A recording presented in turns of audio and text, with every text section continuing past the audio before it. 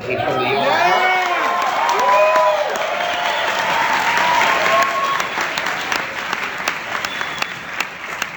The second is a very well-known political commentator and an 11-time New York Times best-selling author, which puts her actually 11 times more than any of my books have done. I want to bring out now, please welcome Cenk Uygur and Coulter.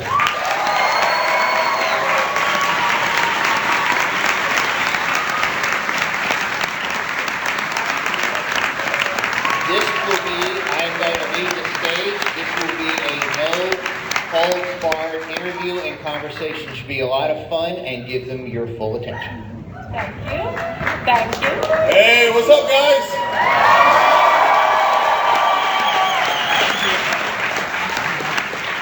TYT's in the house, I see. I don't know why liberals find it comforting to think this is a character. I'm beating you guys, but it's an act. You know, maybe you gotta up your game if I'm writing 11 New York Times bestsellers and, oh, I'm just faking. But I must tell you, if you were gonna fake, nobody would say, I know, fake being a conservative. It's like saying, you know, no, you didn't really kill Cecil the Lion. You're just doing that to get attention. No, why would you want to be a conservative? You're denounced, you're attacked. You're not going to be invited on most TV shows are promoted. You will not be celebrated. Why would anyone put on an act to be a conservative in today's media culture? Well, there is a good answer for that. Because honestly, it's a pretty good racket. So if you're an African American who's a conservative, or you're a woman who's willing to speak against other women, you will get on Fox News. Well, for one thing, I specifically made a point of not writing about women's issues. I kind of agree with that. I encourage female conservatives not to write about feminism, because I think that is kind of, come on. I mean, it's not just women. It's, oh, look, I'm a woman and I'm a conservative. Oh, look, I'm a young person and I'm a conservative. Oh, look, I'm a black. So what? Do you have something to say? So, no, I have absolutely not done that. I write about history and Joe McCarthy, obviously immigration with the latest book, Darwinism, mobs, the French Revolution, impeachment. I have very specifically avoided writing anything. I didn't write about Hillary Clinton. I wrote about Bill Clinton. And, you know, people only say it's a good gig after it works. When I started out, and I think we're probably going too long on my career, which is boring, but when I started out, look, I started out with other conservatives. I started on MSNBC the first day they were on. And without naming names, I'll tell you, And trust me, it's not just conservatives. So apparently they're not overly fond of progressives either. So now part of the reason that I ask, Ann, is because you've made such outrageous comments, and you're aware of that. And I'm going to share some with you right now. And I'm trying to understand your motivation. First thing I do in an interview is try to figure out, hey, where you're coming from. And you've said that, you know, in a lot of ways, like Andrew Breitbart told me in one of the last interviews he did, that he's a provocateur. So you say you like to stir the pot. So I'm trying to get to the essence of what that means. So for example, there's the quote, I think the government should be spying on all Arabs, engaging in torture as a televised spectator sport, dropping daisy cutters wantonly throughout the Middle East, and sending liberals to Guantanamo. that was one of my more somber remarks. Right. So let's dive into the motivations of that. Is that exactly what you actually believe? Is that a joke? Hence, are you a comedian? Can you tell us a joke now? No, but in all seriousness, what's the motivation there? Look, there are a lot of writing techniques. I feel like I'm more of an English teacher whenever, you know, people fixate on this line or that line, and I have to explain what hyperbole is and what understatement is, and oh, this is a surprise answer. I don't think I said stir the pot only because that sounds like a cliche, but I would say I'd write in a way that will not only entertain my readers, but entertain me. I mean, to get a book to press, you read over so much, the same chapters over and over again. This last book, I cut 200 pages a month before it came out because I wanted to keep it short and readable, and it's totally readable, and I highly recommend that you all read it. It's shorter than it looks, 100 pages of footnotes. You can zip through it in the evening. It's lots of fun. But you're editing, you're going through it with the lawyers, you're going. So, but you said you're doing marketing, you're selling, right? So, but you're selling to someone. Okay, fine, you're going to tell a Republican base. Who are you? When you say you'd like to wantonly murder Arabs throughout the Middle East, who are you marketing to? Okay, again, I'm making a point. I don't know when that column was written. You'd have to read the whole thing, but I would say it right now. And what my argument would be is as follows. I was a huge supporter of the Iraq War. I'm angrier at Obama for destroying our victory there than I am at him for Obama.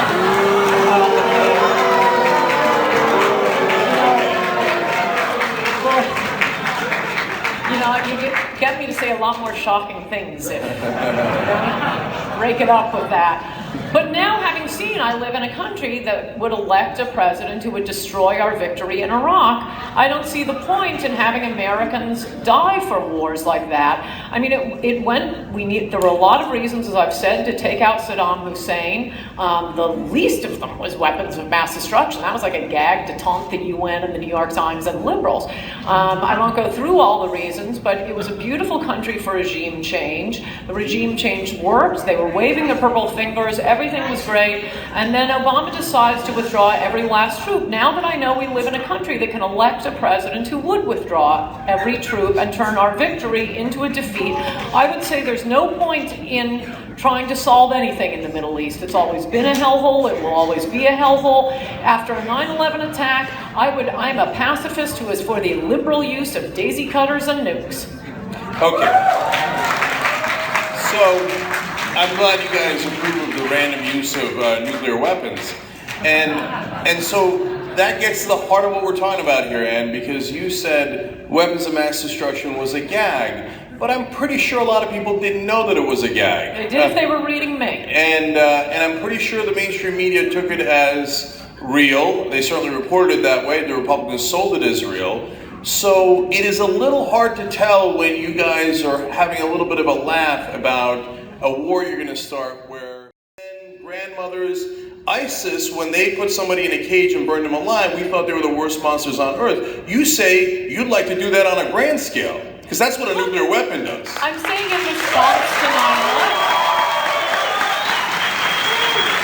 This isn't like a random thing, oh, for fun, let's do it right now. I'm saying in response to 9/11, yes, we should not have sent ground troops. We should have dropped, in retrospect, now that we know that we're in a country that would elect Barack Obama, instead of bothering to create a democracy in Iraq, which we did, and which was working beautifully.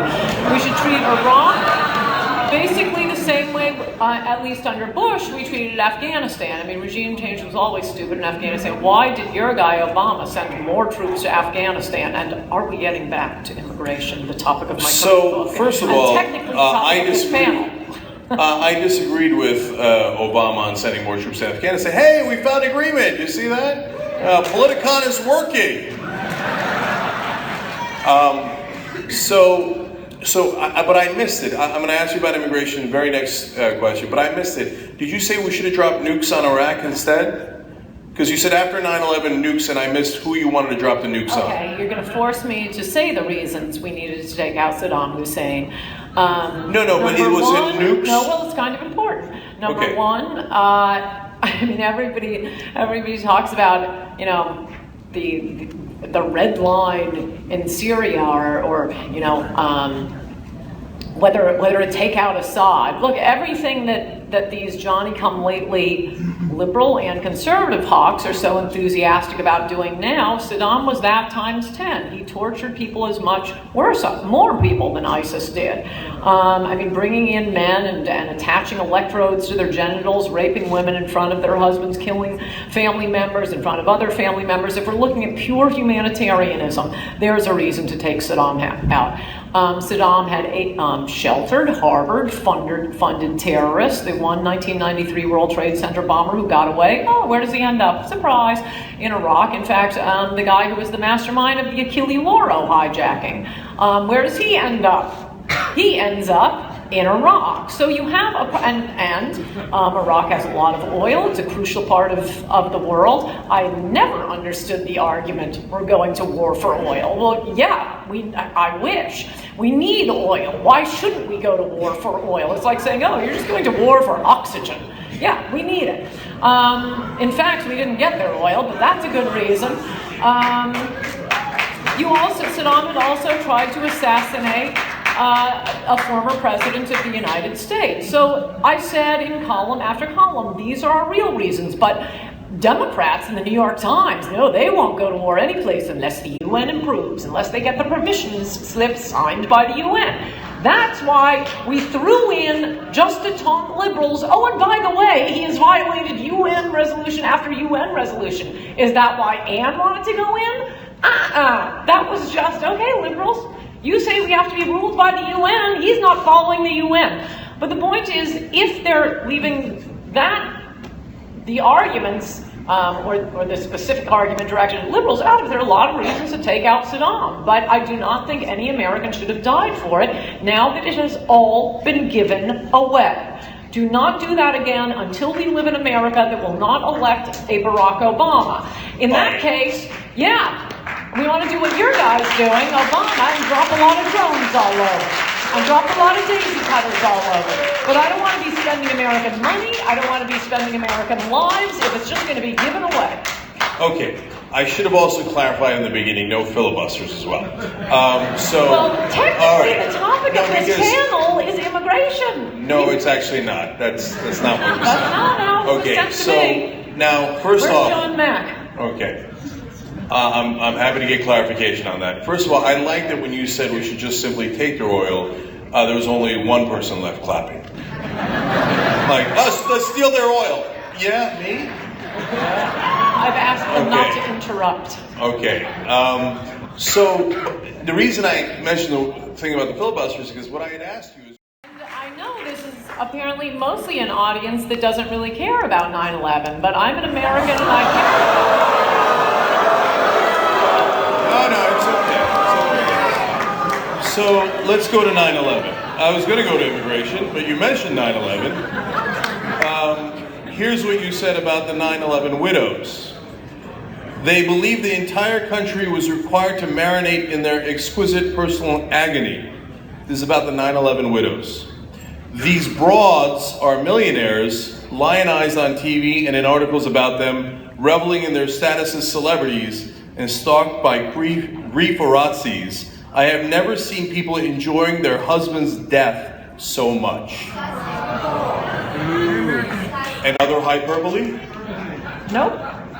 So you're now saying you're outraged by 9/11 except for the people who lost family members there who you think are horrible people and enjoying their husband's death. No, they were using these women, their status as victims, to promote political points. And no, actually, most 9/11, the families were really quite happy with what I had to say. So you didn't mind using 9/11 for your regime change that you wanted to do, a political move that you just said you wanted to do regime change that was political, and you used 9/11 as an excuse to do it. They lost their family members, but you had the nerve and the gall to want to attack 9/11 victims. Right. I mean, I think this has been going over so many times in the last decade, it's kind of a snooze, but I will answer. 9/11 victims snooze. I don't go on and say, and yet you can't attack me because I'm a victim. That is a chapter on human shields, and look, make your argument. They use their status as victims to go on TV and push for particular political results. When I make a political argument, I don't say, oh, and you can't attack me because my father died yesterday, and you can't attack me because these bad things happen. I hate when liberals do this. They do it all the time. They send out a victim to make their political point. Don't send a victim out. You can make the argument. I never sent anybody out. Believe me, I've made many, many arguments. But I like that whiny voice you just gave to people who lost their husbands in 9/11. It seems like you deeply care about 9/11. Really, really care. Okay, No, they were making political I think their big thing was we had to have, what was it, a Department of Homeland Security, and I think they didn't want to go into Iraq, and we have to, look, I've said it, let's move on. All right, so immigration. I don't like victims making arguments. That's the point of that. They weren't the only example. Okay. And liberals do